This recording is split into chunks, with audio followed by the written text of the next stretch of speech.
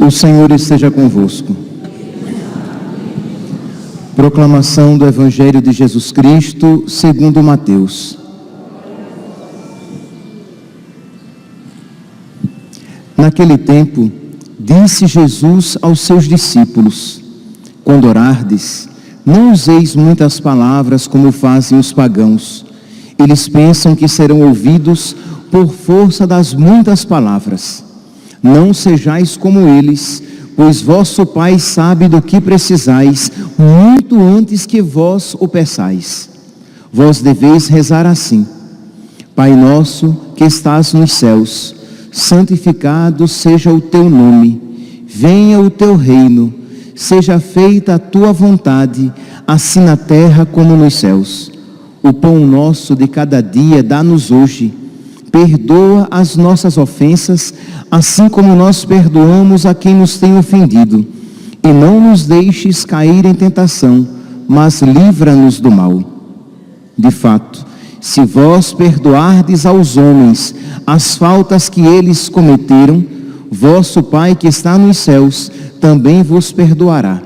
Mas se vós não perdoardes aos homens, vosso Pai também não perdoará as faltas que vós cometestes. Palavra da salvação.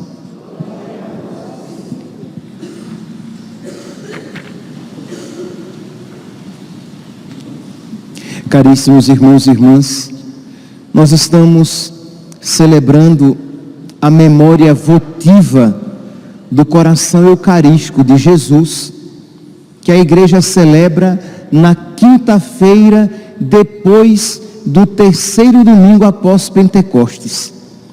E também hoje nós poderíamos celebrar como memória votiva o martírio de São Thomas More e São João Fisher. São Thomas More, o leigo, e São João Fisher, bispo. Pois bem, eu gostaria de alguma maneira juntar o conteúdo dessas duas celebrações. Na liturgia de hoje, na memória votiva do coração eucarístico de Jesus, se nós percebermos, se nós colocarmos atenção nos textos litúrgicos, todos eles nos pedem o quê? A graça de amar a Deus com fervor, de amar a Deus com profundidade, um amor generoso para com Deus. Na oração coleta da missa que nós acabamos de ouvir, a igreja suplicava: Senhor Jesus Cristo, que para derramar sobre os homens a riqueza do vosso amor, instituístes a Eucaristia e o sacerdócio. Isto é, o Senhor, no momento de maior crueldade nossa, no momento do seu sacrifício no altar da cruz, o Senhor quis nos dar as riquezas do seu amor. Percebam, né? No momento de maior crueldade, o Senhor nos concede grandes presentes, a Eucaristia e o sacerdócio. E Ele nos concede estes presentes para que nós possamos amá-lo ardentemente, para que nós amemos ardentemente o coração de Jesus. Diz aqui: concedei-nos amar ardentemente vosso coração e usar dignamente os vossos dons. Na oração sobre as oferendas, que nós iremos ouvir daqui a pouco, nós iremos pedir a Deus que Ele inflame os nossos corações com o fogo do seu amor. Inflamai nossos corações com o fogo do vosso amor. E para que, meus irmãos, nós iremos pedir este amor ardente que Ele nos concede nos seus sacramentos de uma maneira especialíssima, no sacramento da Eucaristia Amor este que Ele nos concede, que tudo isso, todos os sacramentos são graças que Deus nos concede no seu Espírito. Então este mesmo amor que nós pedimos durante a novena de Pentecostes, a nossa mente iluminai, os corações enchei de amor, nossa fraqueza encorajai, qual fosse eterno e protetor. Então nós pedimos a Deus um amor ardente, que nós o amemos profundamente, que nós o amemos com todas as nossas forças, para que nós vivamos a nossa fé. Meus irmãos, um cristão, ele não é alguém que é oprimido por grandes e difíceis mandamentos. O cristão não é alguém que é esmagado com uma meta inalcançável, mas o cristão é alguém que é tomado pelo amor de Deus e que se sente vocacionado, chamado a amar a Deus dignamente, com igual dignidade. E foi isso o que nós encontramos, por exemplo, na vida de São Thomas More e São João Fischer. Acho que vocês conhecem a história, vou dizer aqui rapidamente. Vocês sabem que isso aconteceu por ocasião da crise que houve entre o rei Henrique VIII, rei da Inglaterra, e a igreja, no caso aqui personificados em São Thomas More e São João Fischer. Henrique VIII, casado, validamente casado, com uma herdeira, uma filha, Maria, mas ele queria um filho homem e queria também se unir à sua concubina, Ana Bolena. E aí ele queria que a igreja validasse a nulidade matrimonial. Ele queria que a igreja dissesse que era nulo, que tinha sido nulo o seu casamento, quando na verdade tinha sido válido. Então a igreja, ela não separa ninguém. A igreja pode reconhecer o quê? Que aquele casamento aparentemente válido nunca aconteceu, embora tenha acontecido na igreja, com um padre presente, mas existiram pontos que impediram que aquele casamento tivesse se realizado. E aí a igreja reconhece a nulidade matrimonial. Mas não era o caso do matrimônio de Henrique VIII. Aquele casamento tinha sido válido. Ele tinha se casado validamente com Catarina de Aragão. E a igreja não iria reconhecer a união que ele queria realizar com Ana Bolena. Esta foi a resposta negativa do Vaticano. E, percebendo isso, o rei Henrique VIII se declarou chefe da igreja da Inglaterra e fez pressão para que todos os bispos católicos na Inglaterra apoiassem a sua decisão. E para escândalo nosso, meus santos, os bispos aceitaram. Mas João Fischer, com a sua consciência tranquila diante de Deus, sabia que aquilo ele não poderia apoiar, que ele preferia morrer a negar a sua fé. E por que, meus santos, isto é, de onde é que ele auria, de onde é que ele tirava essa força e esse amor ardente para que ele preferisse Deus à própria vida?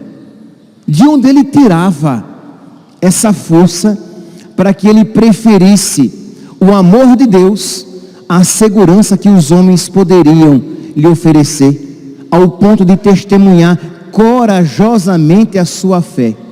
Ele retirava, sem sombra de dúvidas, do coração de nosso Senhor. E se nós quisermos dizer de uma maneira bem clara, ele tirava da Eucaristia que ele recebia, né, em cada missa por ele celebrada. Então, meus irmãos, aquela força que aquele bispo tirava, recebia de Jesus Cristo eucarístico, que lhe capacitava a viver a sua fé, principalmente, não apenas, mas principalmente nas realidades mais difíceis da sua vida, nós precisamos também pedir. Isto é, pedir a Deus que nos conceda este amor generoso, esta força que nos capacita a viver a nossa fé na situação concreta de vida de cada um, no trabalho, na família, no namoro, na vida consagrada, religiosa, na vida sacerdotal. Isto é, nós precisamos pedir a Deus. Por quê? Porque isto Ele nos quer dar. Já falei tantas vezes aqui que é maravilhoso pedir a Deus aquilo que Ele quer nos conceder. Quando a gente reza e pede a Deus coisas inadequadas a nós, é triste. Por quê? Porque nós estamos pedindo o que não nos fará bem, o que não concorrerá para a nossa salvação eterna. Mas pedir a Deus a graça de amá-lo ardentemente, não tenhamos dúvidas que isso Deus quer nos dar. Pedir a Deus a graça de nós o preferirmos sempre acima de todas as coisas, de Deus estar sempre em primeiro lugar, de nós não antepormos nada a Deus, isso não tenhamos dúvidas de que Deus quer nos dar. Pedir a Deus a graça de viver com fidelidade, como cristão, como católico, o seu estado de vida, se você é casada, como uma mulher casada, se você é casado, como um homem casado, viver a santidade no seu estado de vida. Se você é solteiro, pelo menos enquanto solteiro você se mantiver, de viver a santidade como solteiro. Se você é um sacerdote, é um religioso, viver a santidade como sacerdote, como um religioso.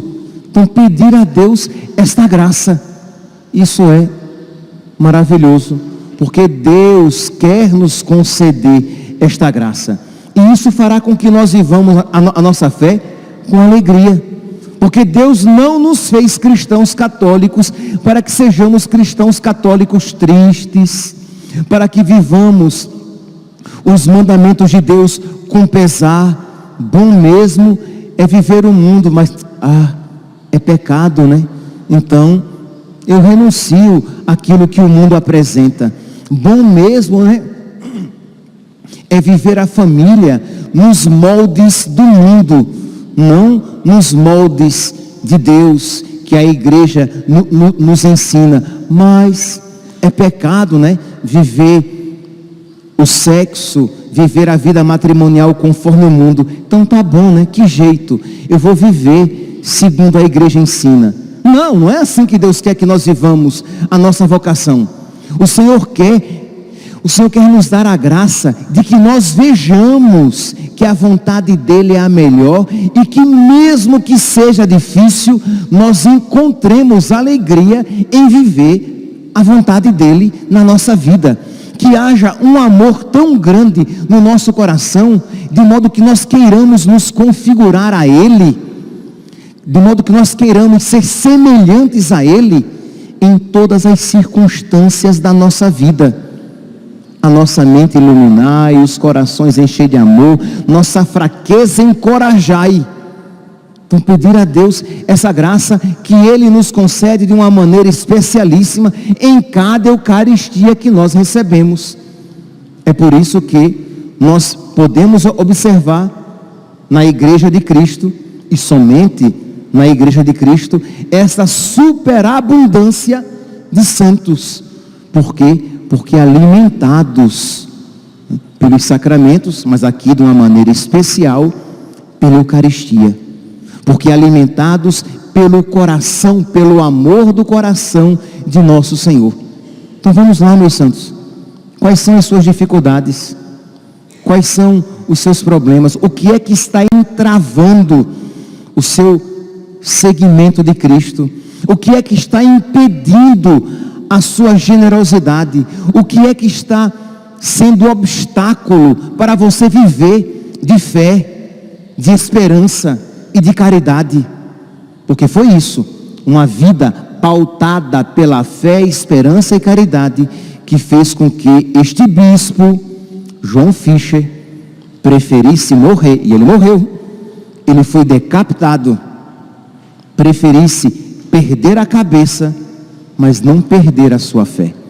O mesmo com São Tomás More, leigo, casado, com filhos, e que por causa da sua fidelidade a Cristo, defendendo a fé ensinada, defendendo Deus, e a fé ensinada por Deus e guardada pela igreja, isto é, a sacralidade do matrimônio. Imagine, São Tomás More e São João Fischer morreram para defender a sacralidade do matrimônio, sacralidade esta, não poucas vezes, vilipendiada, desprezada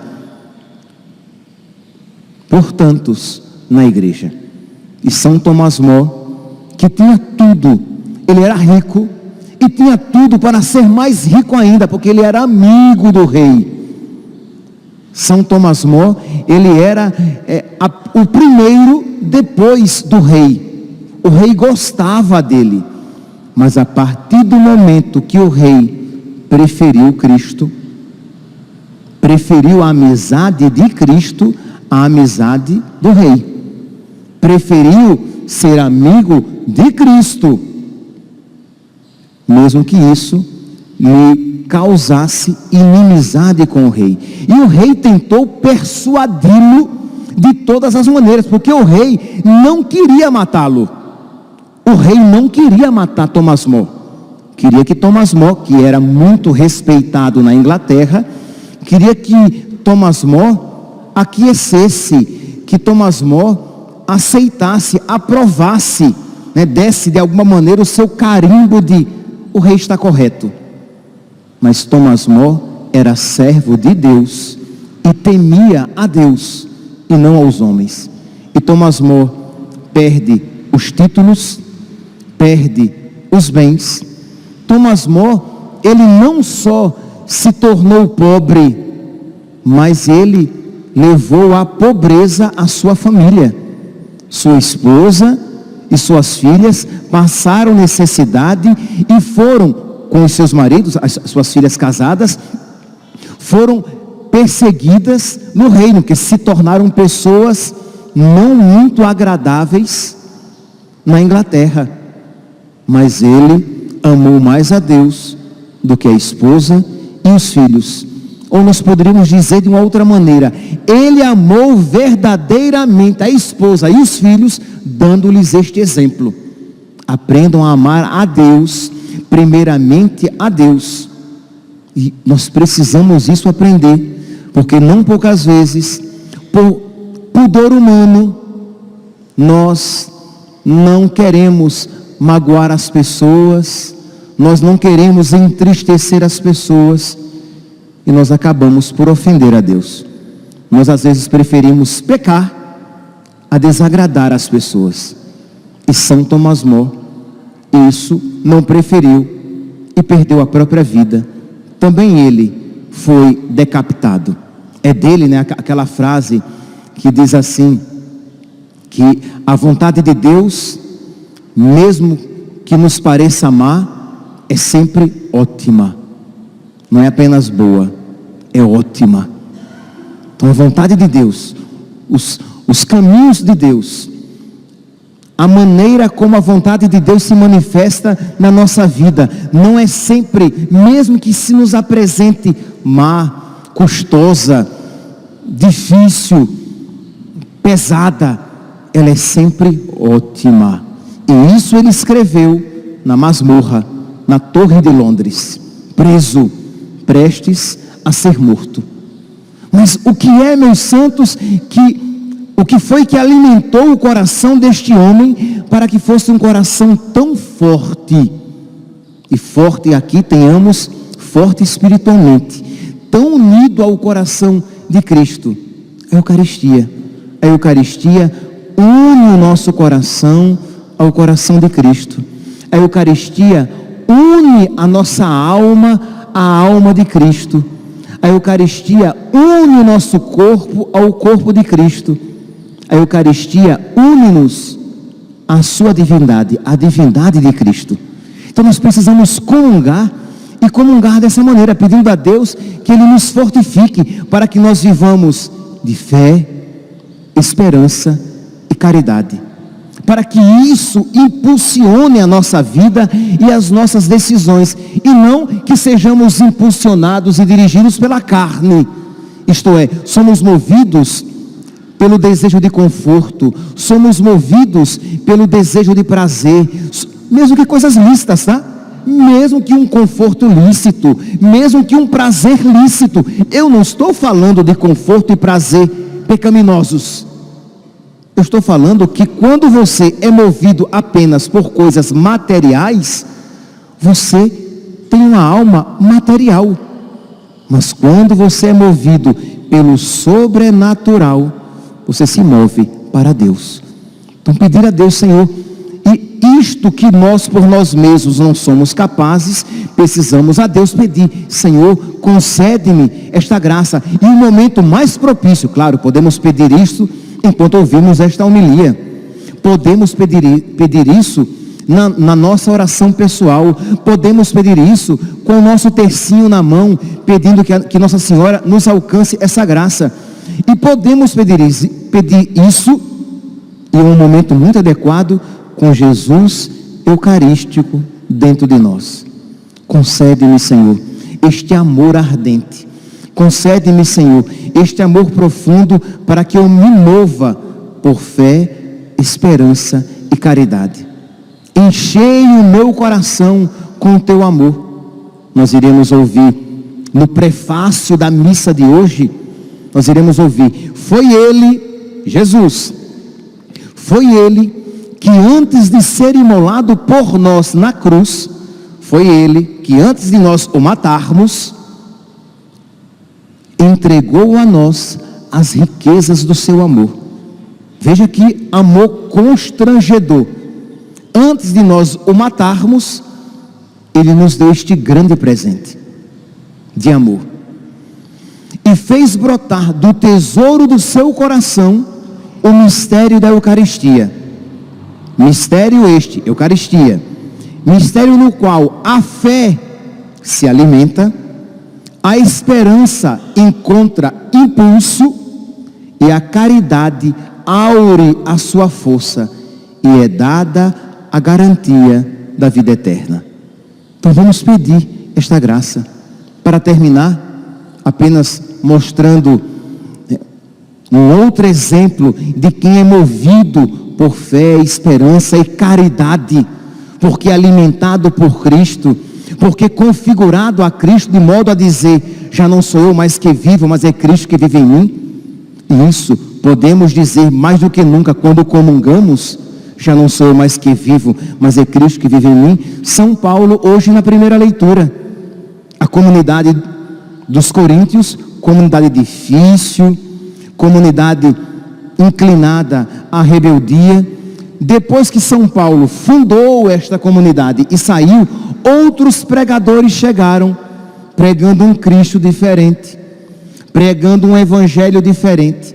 E aí São Paulo diz assim que: com um amor ciumento, sinto por vós um amor ciumento semelhante ao amor que Deus vos tem. Eu tenho por vocês um amor semelhante ao amor que Deus tem por vocês. E ele vai dizer que ele fez tudo para ganhá-los para Cristo, até mesmo não quis receber pagamento algum, para que não dissessem que ele pregava por interesses materiais. São Paulo recebeu doações das igrejas da Macedônia, das igrejas pobres, mas não recebeu dos coríntios. Por quê? Para que não houvesse dúvida a eles que ele era movido por caridade. E aí, no versículo 7º, segunda carta de São Paulo aos Coríntios, capítulo 11, versículo 7º: Eu fiz isso. Acaso eu cometi algum pecado pelo fato de vos ter anunciado o Evangelho de Deus gratuitamente? Isto é, eu fiz mal? Se anunciei gratuitamente o Evangelho, eu fiz isso por amor. E quando estando entre vós, eu passei necessidade, eu não fui pesado a ninguém, mas eu fui socorrido pelos irmãos vindos da Macedônia. E por quê? É porque eu não vos amo? Deus o sabe. Isto é, eu fiz isso porque eu não amo vocês? Muito pelo contrário, eu fiz isso porque eu amo muito vocês, porque eu sou movido pela caridade. Ora, meus santos, e com isso eu termino, São Paulo tinha todos os motivos para não amar os coríntios, porque não é assim que a gente age. Quando alguém maltrata, quando alguém nos maltrata, qual é a nossa atitude? Não amar. Mas assim age e reage quem é movido pelo humano, quem é movido simplesmente pela carne. Mas quem é movido por Deus, ele se deixa guiar pela vontade de Deus, pela caridade. Os coríntios estavam decepcionando São Paulo? Estavam. São Paulo deixou de amar os coríntios? Não. Nós magoamos, ofendemos o coração de Jesus, magoamos, ofendemos, nós o crucificamos. E o que foi que ele fez? Nos presenteou com a Eucaristia. Peçamos então, meus irmãos, peçamos a Deus que nos conceda uma fé profunda, uma esperança forte e uma caridade ardente, para que o nosso viver, as nossas ações sejam movidas não pela carne, não pelo humano, mas pela fé, esperança e caridade. Louvado seja nosso Senhor Jesus Cristo, para sempre seja louvado.